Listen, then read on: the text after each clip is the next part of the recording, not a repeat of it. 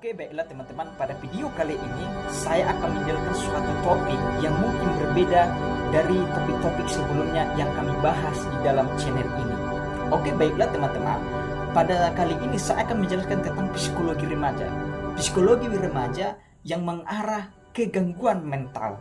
Nah, ternyata teman-teman, di usia pada remaja itu, di usia yang sedang muda-muda itu, masih semangat itu, ternyata terkadang bisa mengalami gangguan mental.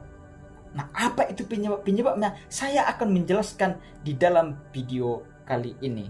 Nah, saya lansir dari Universitas Gadjah Mada, yang saya kutip adalah ternyata di dalam studi Universitas Gadjah Mada itu menyatakan bahwa ada 2,45 juta anak remaja, anak muda sedang mengalami depresi, sedang mengalami gangguan mental. Nah, ini sangat berbahaya bagi seorang yang masih remaja, yang seharusnya masih belajar, semangat menggapai cita-citanya. Nah, ketika mengalami gangguan mental, ketika mengalami depresi, ketika mengalami cemas, otomatis dia akan tidak maksimal lagi menjalani hari-harinya. Dia tidak akan maksimal lagi mengejar cita-citanya.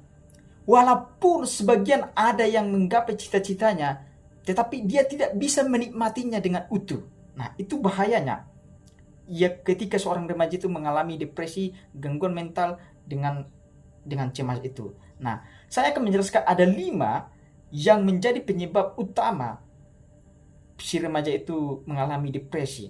Nah, yang pertama, si remaja itu mengalami pengalaman traumatis. Nah, pengalaman traumatis ini, teman-teman, adalah pengalaman yang orang tuanya bercerai, orang yang dicintanya pergi untuk selamanya, atau bisa juga mengalami yang namanya pelecehan seksual.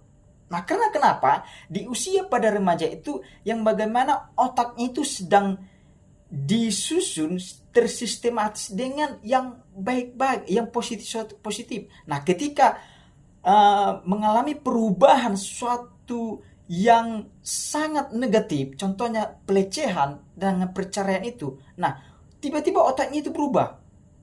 Tiba-tiba otaknya itu, wah, kok begini ya? Nah, itu dia. Yang pertama adalah pengalaman traumatis. Yang kedua, pengalaman masalah keluarga.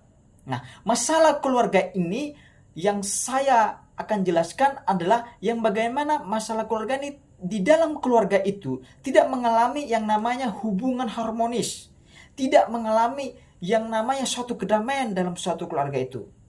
Nah, kalau dalam dunia bahasa teologisnya, mereka itu tidak mengalami sukacita dari surga, tidak mengalami yang namanya kenikmatan yang Tuhan berikan dalam kehidupan mereka.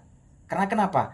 Ketika masalah keluarga, si anak remaja itu bisa juga mengalami depresi, cemas, gangguan mental.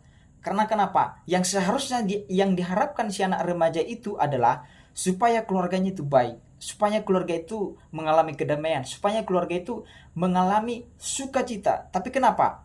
Sangat berbeda apa yang diharapkan si remaja tersebut. Ya, mungkin juga bisa juga si anak itu mendapat kekerasan dari orang tuanya. Mau itu dari kekerasan fisik, mau dari kekerasan kata-kata. Contohnya anaknya itu selalu dimaki, dihujat, direndahkan dengan kata-kata. Otomatis si anak-anak itu mentalnya itu down. Ujung-ujungnya si anak itu berpikir, wah, saya tidak berarti ternyata dalam hidup ini. Saya tidak berguna rupanya. Nah, bisa juga dengan kekerasan tangan oleh si orang tua. Nah, yang pertama tadi saya menjelaskan bahwa pengalaman traumatis, dan kedua bisa juga mengalami masalah di tengah-tengah keluarga. Karena kenapa? Pada umumnya semua manusia menginginkan yang namanya keluarga damai sukacita.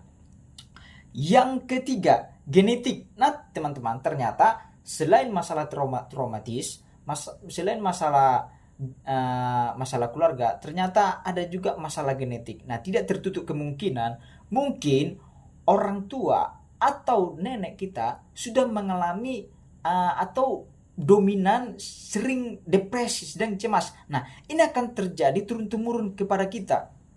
Nah, sehingga ketika kita mengalami itu, nah kita juga akan sulit Untuk beradaptasi dengan keluarga, untuk beradaptasi dengan lingkungan, itu kan sulit.